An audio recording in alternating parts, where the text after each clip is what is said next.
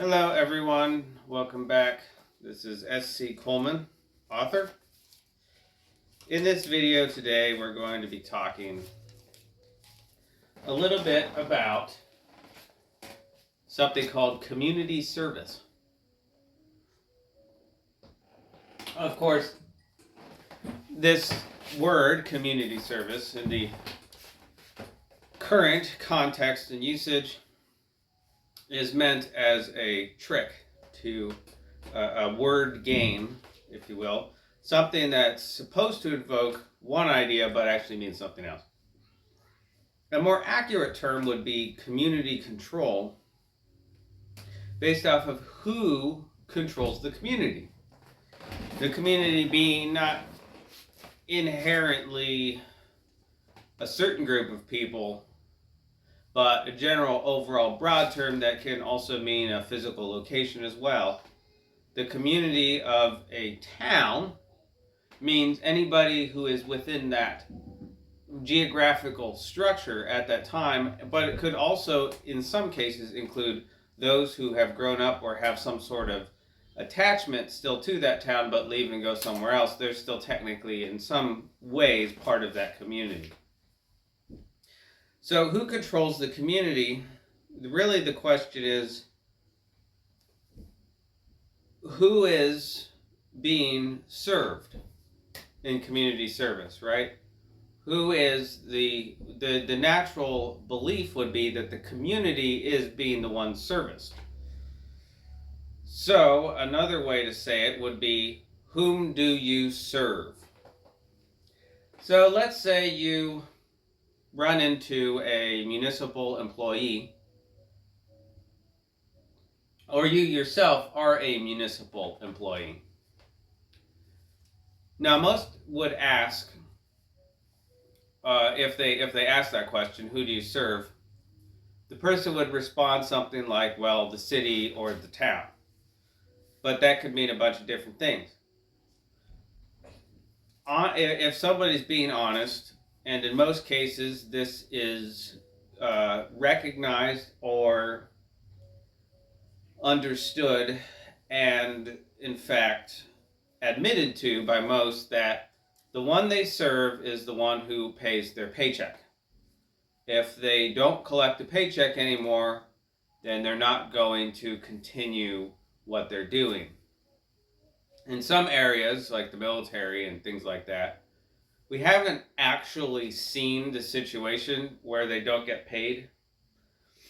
But even though it's said a lot that, in the Marine Corps, people join the Marine Corps not to collect a paycheck or for benefits, but because they're, trying to join the Marine Corps for one reason or another.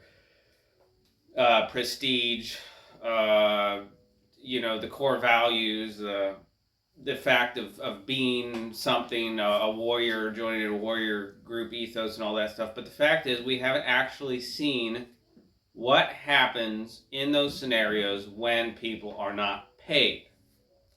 Then it gets clarified who's actually there for paychecks and benefits. And I think a lot really don't want to see what that looks like. For one thing, in a lot of these areas, the people who are true to it, they do not join to follow orders either. They join to do something, and then that gets down to, who do you serve?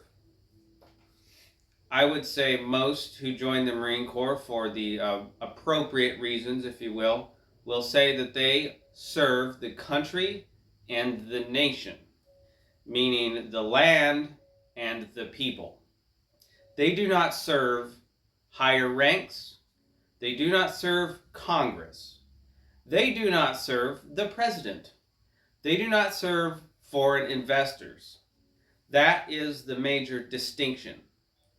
Your purpose when you join the Marine Corps or any other branch is to serve the nation and the country, and that is it. Well, of course, except for the oath of enlistment being, of course, the oath of allegiance to the Constitution, which is built as a organizational, operational structure for the nation and country and all that stuff. But I'm not really going to get into those weeds. So that's the question. Do you serve the person paying your paycheck? Do you serve a foreign investor or a bank? Do you serve yourself? Who do you serve, right? That's the big question. And most if they're in any of these capacities, will not answer honestly, but they really do know that they serve whoever pays their paycheck. So, classically, historically, and what's evident in the patterns, mostly you have had self-directed community control. What I mean by that is the community directs its control. The control of the community is done by and for the community. One of these patterns that we see everywhere is a cross surrounded by a circle. I mentioned this in my previous video, that the medicine wheel is essentially the central point of a Celtic cross, being a circle with a cross intersection in it. There's a reason why that design is important. It is a long understood encampment layout for military camps, right? Where you put up tents and stuff. The general tent, meaning the tent where everyone gathers, not the term general as in a rank, but rather the central tent is where everyone gathers and information's passed and then people disperse out into their quadrants, right? So usually in that context you have 4 quadrants. In the center is the central gathering point, the parade ground, whatever you will. And of course also the command tent, or the central tent, the central command, right? You've got all these words that sort of define what we're looking at. It is a practical symbol and it is representative of a town or an encampment. So that's a big deal right there. It doesn't have to be in the central meeting point a tent or a parade ground. It could be a house. Thus we get this idea of the house in the middle. In old Scandinavian culture, you had the longhouse. That's this meeting point where everybody comes in and they drink and they all get together and they decide how they're going to do things, and that's going to be in the middle of that cross intersection. In the middle, you have the house in the middle that is representative of Indian cultures, right? You had different portions to a village, and they would always have the house in the middle. And there's a lot of stuff that revolves around this. And of course, this is where we get the term House of Representatives. Of course, that's the big question. Who do they represent? Today, they do not represent the communities. And they don't. And what I mean by representation is not pretending to act in the name of someone, as in a sign represents a business, right? The sign is representative of the business. Well, in this context, most of us believe the word representative to mean do the will of, not be a sign of someone, right? You know, this is the representative of this town because he goes up there and is a spokesperson in the face and just acts like a business sign. That is not what people believe it means. That is what it means now, of course. They're simply just a face to the name, but they serve someone else. They do not serve the community. So this idea is a practical and organizational structure you also find in like the Maltese cross, right? Where you've got, you would have like 4 villages and that cross pattern, and then among those villages there's a main one that they meet in the center. Now if you take that, as with most of these, with the Maltese cross, you can in fact ring a circle around those points. I believe it's the Maltese cross anyway. I might be getting that wrong. But either way, I'm talking about the cross where it's a big cross, and then on each point you have essentially 4 little crosses. Well, you put a circle through that, and now you've got the standard structure. If you look at a lot of cities, you'll find that same structure, even though the grid pattern's been put in place. A lot of these cities have an overall main structure, especially with a highway system, where they have a ring that goes around it, and then they've got an intersection usually into the downtown area.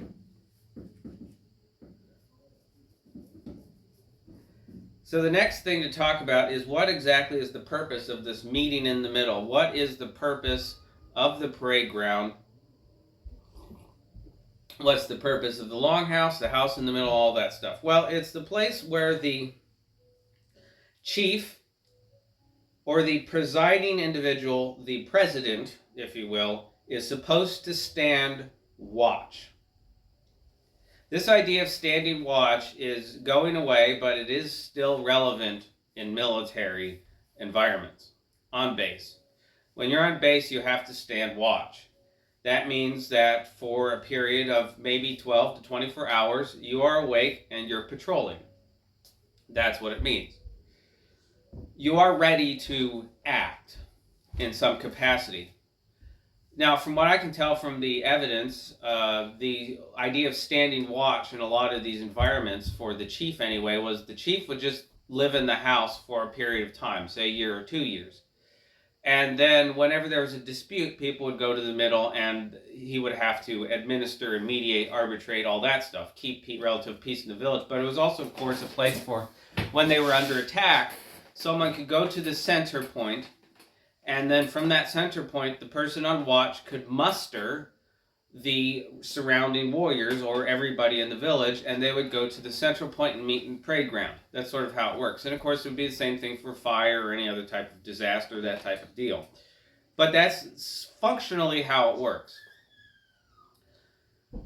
That's not what we have right now, but that is essentially speaking the long-standing concept behind a community controlled by itself, a self-directed community. What we have right now is the overlord community control structure. Some words that will help with this are Übermensch, meaning overman or greater man, or a mind. Mensch could be mind, man, whatever you want. So Übermensch is the word used in Nietzsche's books. Thus spoke Zarathustra. They have the overseer, oversight, and of course the hidden investor or the hidden hand.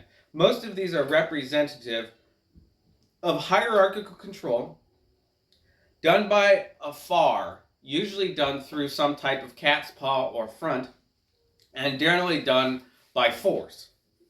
You do not have a choice in this. They will leverage force to do it, and it is done on behalf of some distant benefactor, somebody else. The purpose, the service is done for someone else. This is what we have currently. This is our current structure. And there's a lot of ways you can see it, except most of the takeover is done methodically and over time, and a lot of it is done through fraud. What's interesting about this idea of being directed by someone else, the distant overlord community control structure, is that it cannot exist with any other type. It can't exist with any other type of self-directed community control system or anything like that. It requires the exclusion of all else and the implementation of only it. At least, I don't know, in some cases it might not be required, but it appears that this is the overall goal. No community across the planet will be able to self-direct itself. Everybody in the planet, community-based, wise, right? Like, this is not you're going and dictating to individuals and all that stuff. You're dictating to the quote-unquote community. They're all going to be controlled and dictated to, and they will be managed on behalf of someone else. What I mean by on behalf of is in the service of, for someone else, not for the benefit of that actual community itself. One of the ways they do this is through insidious repetition and rigid adherence over time and through rumors. So basically the idea here is that you will repeat that you're supposed to adhere to the community if you live in the community. And they repeat it and repeat it and repeat it. And then they institute all of these traditions or systems of arbitrary adherence of what most people might refer to as worship. And it's only to the appearance of something. It's to how someone looks. It's to what clothing they wear.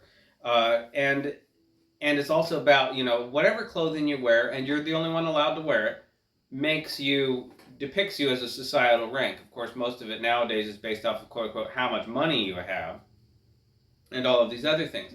And when somebody comes along and challenges it, rather than taking the direct approach and attempting to confront or attack them, there's always a group of minions that will go through and start insinuating rumors and whispering in people's ears and doing stuff like that. We all know about this. We all know it's developed through the high school system, the church system. You know, that you go to the church, any church, and they don't care about talking about any sort of text or philosophy or theology or any of that stuff. They don't actually want to talk about anything. What they want to do is repeat certain canned phrases. That's the word that confidence men use, a canned phrase. It's something you repeat constantly, and eventually once you repeat it so much, it actually comes out sounding completely and perfectly natural. Which is interesting, because if you don't repeat it and you naturally, spontaneously say it, it won't come out sounding natural because you'll make all kinds of errors. And part of that's possibly, I believe, intentionally trained, that something that sounds natural is something that's practiced and comes out perfectly without any ums or weird breaks or spaces or anything like that. So you go to a church, right, and you've got a Bible study, and this guy goes up there, and it's a glorified sermon lecture, and the dude goes up there and he talks about stuff, and then you, assuming it's a Bible study, say, well, hey, wait a minute, I think you got that wrong there, maybe we should talk about this a little bit. And then you see all the eyes and all the faces turn at you, and all the hissing, basically, kind of like snakes. And then, afterwards, you start hearing all these, somebody comes up to you and says, oh, I heard people are talking about you. They said that you cheat on your wife or do something like that. That's how the rumor force works, to undermine somebody's position and stuff like that. Of course, there's usually a actual force mechanism. Every church will call 911 when they don't want you around, right? Everybody's got a security guard or security force or whatever. So there's always some type of force mechanism. The rumors alone will not cut it. And especially if you're talking about a military presence, somebody who's upstanding, if you have somebody who has a strong presence, I don't care who you are, the mob will not be as effective against somebody who is recognized by the people to be an upstanding force. Usually that only works against people who are recognized as wimps or cowards or pushovers, right? So it does take a little bit of a more careful approach for them to attack upstanding or those with positions of standing, just based off of who they are, the quote-unquote personality, if you will. But either way, we'll take a couple examples and look at the current control structure. All right, so when we take the military, and when I mentioned watch, the first thing that happened, well, actually, to be honest, I'm not sure if it's the first thing that happened, but either way, on bases you have military police. That did not used to be a thing, this idea of military police, at least as far as its current context is going. So they've got the lights, they got the siren, they walk around with their little pistol and duty belt and all the other nonsense, and they got body armor on, right? They look like they're supposed to be so-called law enforcement. They're supposed to be intimidating. You have Marines on bases, and I don't know about the other branches, but you have them standing watch with no weapons. About the only people now who stand watch with weapons, as far as my experience went, were the duty, like the duty commanders. You might have somebody of a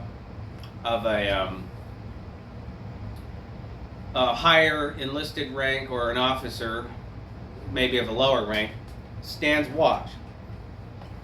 None of the higher ranks, I'm talking about colonels, lieutenant colonels, generals, whatever, none of them ever stood watch. It was always like a lieutenant or a second lieutenant, or on rare occasion, if nobody else wanted to do it, a major, right? But that's it.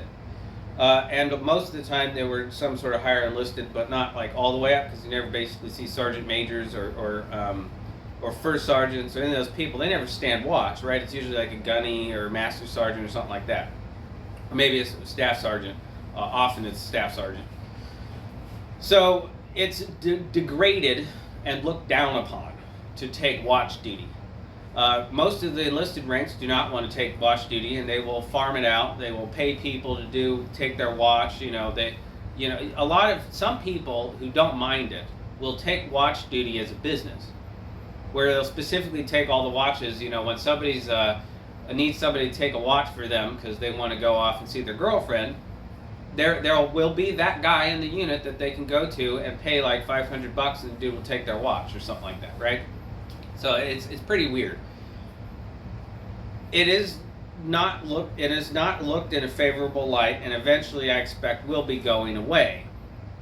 The watch system is very important if you're a self-directed community. However, if you're directed from afar, then what you want are these so-called police, which are in fact mercenaries, who that can be sent out to go and tell and force others to do what you do, because you actually don't care what happens to the community there. So the idea of having a watch structure is not beneficial to you if you're attempting to administer an area from afar as some sort of benevolent overlord. In that case, you want your tightly controlled force mechanism to do it. And not only that, you weren't allowed to carry weapons on base in a private capacity either, and you were restricted to having knives below 3 inches. And I'm not joking. That's exactly how it worked on Marine bases. And these are not, Army bases, right, which of course is the land forces. These are not Navy bases. These are not Air Force or Coast Guard. This is the Marine Corps. And you are not allowed to carry a knife that's over 3 inches. It's ridiculous. But of course you have to stand watch with no weapons, and if anything happens, you're supposed to call the base police. 911. Stuff's ridiculous. Of course, they were also training us how to duck and cover and run and hide with quote-unquote active shooter drills. But either way, that is evident of the targeting of the functionality of a self-directed community.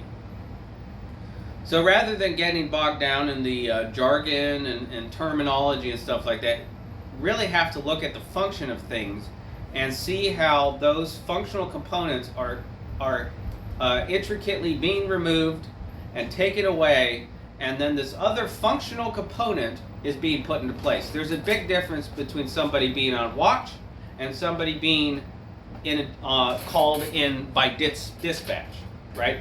Huge difference. The person on watch is there. They're ready to go. They're awake. They are in that position already. You don't need to call them.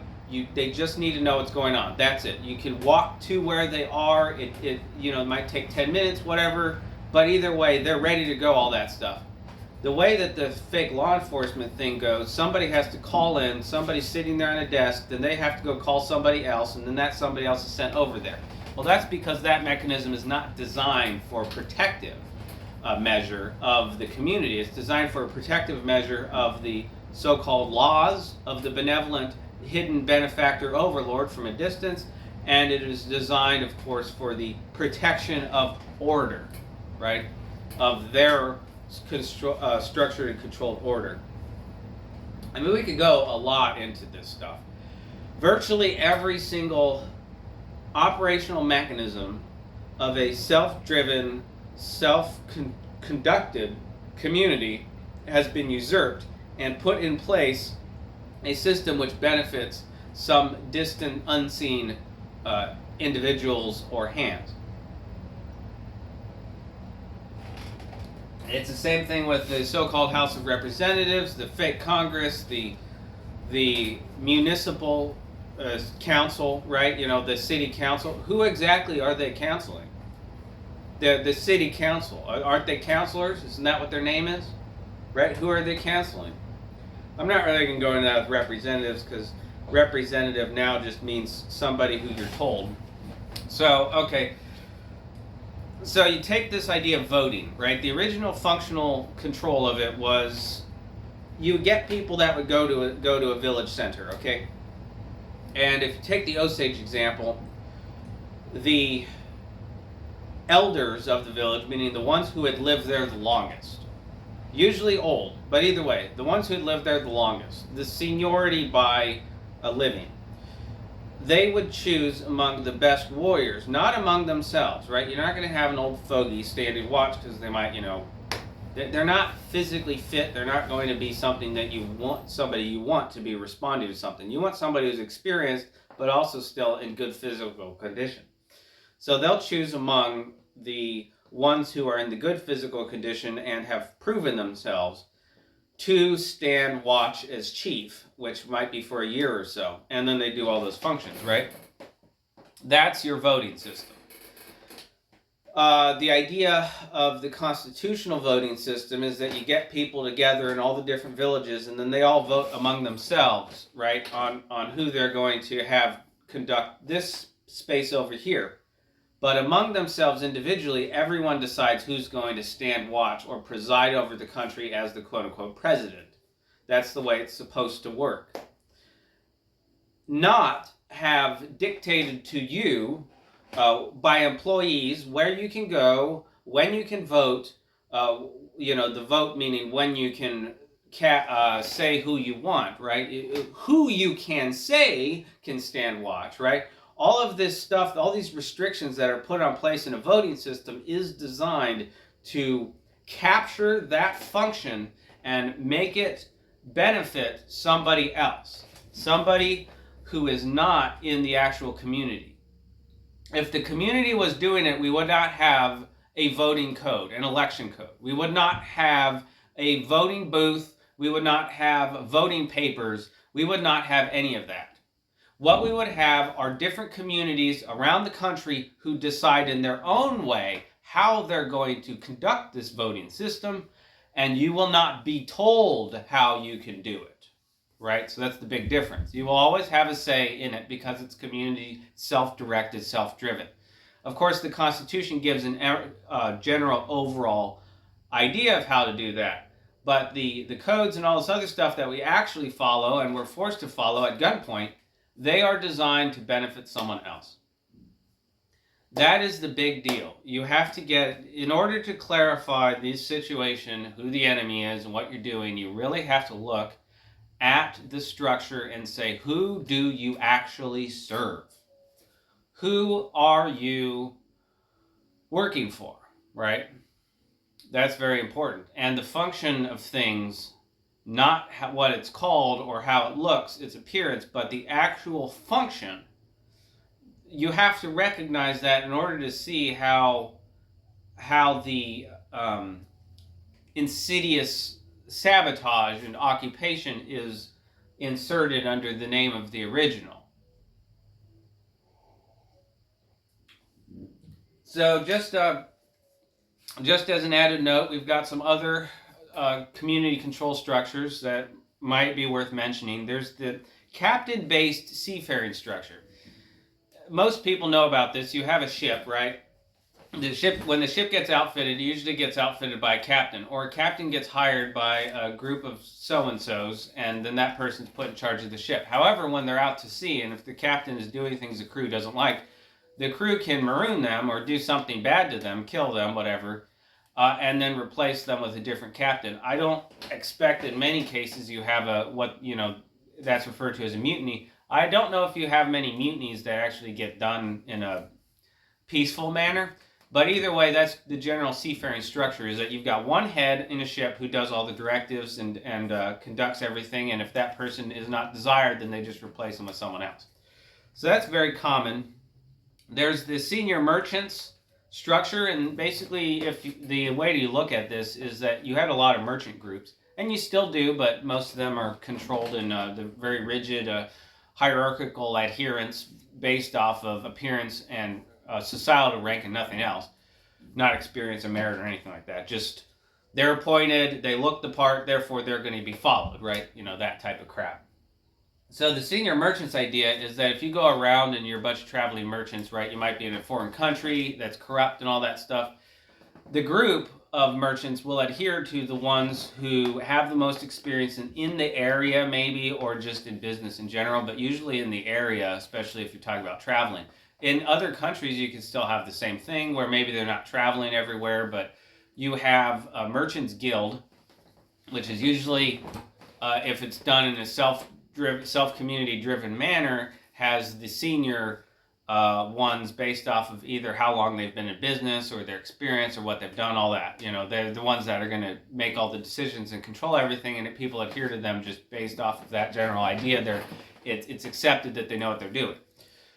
A lot of those generally turn into syndicates, guilds within guilds who unify together, and then those syndicates will, maybe overthrow a government or make it into their puppet and things like that. So you got a lot of stuff historically with the senior merchants community-driven structure where it's based off of your what you do, what you practice, that type of thing, what you trade. Then we have the senior families. That's common in a lot of places historically, and it is still in some cases a self-driven community model, except instead of it being based off of the community driving, it's based off of which families have either lived in the area the longest, or have expanded the most, or are accepted among other families as being the senior family for some reason or another. You have a lot of that type of family hierarchy where it's all based off of who you're related to, and then if you're related to the senior ruling family or over family, then you become like the idea of the lineal heritage of blood. That's not even though that's what's preached, that's not the actual practical function of the royalty structure, being that the princes were people of the blood, princes of the blood, and they would wear a crown, but that crown could be passed on to other princes and whatnot. So this whole idea of being a king by hereditary right was not recognized ever, except for in movies and TV shows. It was the prince of the blood. It was somebody who was supposed to wear the crown, but obviously it could be taken from them and put. That's the whole idea of abdicating. But you cannot abdicate your bloodline. In these seniority royal family type structures, you can't abdicate your bloodline. Also, you have to take oaths, not just to your family, but also to the other families and the other people, and then they can hold you accountable. And then you got noble families, right? So that's sort of how the family structure works. The difference between these and what I was talking about before, which is that community-driven structure, is that it's done based off of you living in the community or you being a part of that community, whether you're related to people that live there or whatnot. But either way, it's sort of not inherently based off location, but it is based simply and solely whether or not you're in that community. It's not based off of whether or not you're a particular ship in the seafaring structure. It's not based off of whether or not you're a distant overlord or investor or anything like that. And it's not based off of whether or not you're born into a certain bloodline family or whatnot, and it's also not based off of whether or not you're seniority in a certain practice or anything like that. It's solely based off of whether or not you are present and a part of that community. And that's the way it's supposed to work. And it doesn't actually have to do with your corporate recognition of citizenship either. So in the original constitutional structure, you could absolutely have so-called foreigners coming in and choosing who is going to represent them in the community. Of course, for that to happen, they would need to become part of the community, and thus they are no longer recognized as foreigners. And the reason why that's applicable is because you have many examples of, say, Europeans who come and then they ingratiate themselves through trade or whatnot into a particular Indian community. They become adopted into that Indian community. I mean adopted as in they're welcomed, right? They go out with the groups. They know the names of the people that live there. Everybody else knows them. They are, in fact, a part of the community, and they can now make decisions based off of who gets to stand as chief, if that's how it's done. And otherwise, in the Osage community, it's based off elders. But yeah, you could have a quote-unquote foreigner who will have lived in that community and will have become and achieved the quote-unquote, position of elder because they've been living there for so long. And yet in comes the cavalry from, the king's representatives over there in Spain or whatever, and they come in and say, this person's a fugitive and we're taking them. And then the community will say, no, they're part of our community and just try it. So stuff like that would happen a lot. The idea that wherever you're born is where your quote-unquote nationality lies is not something historically that's been recognized in the Americas until about around the end of the 1800s. And now you have that ubiquitously everywhere where your nationality is always going to be based off of this sort of corporate idea of ownership.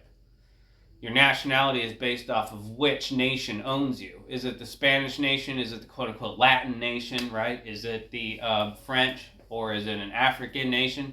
You know, and the people with black skin are always going to be quote-unquote African, because it's been decided that anybody who has black skin inherently came from Africa, right? That's just ridiculous, but it's just all about this benefit to foreign and hidden benefactors from a distance.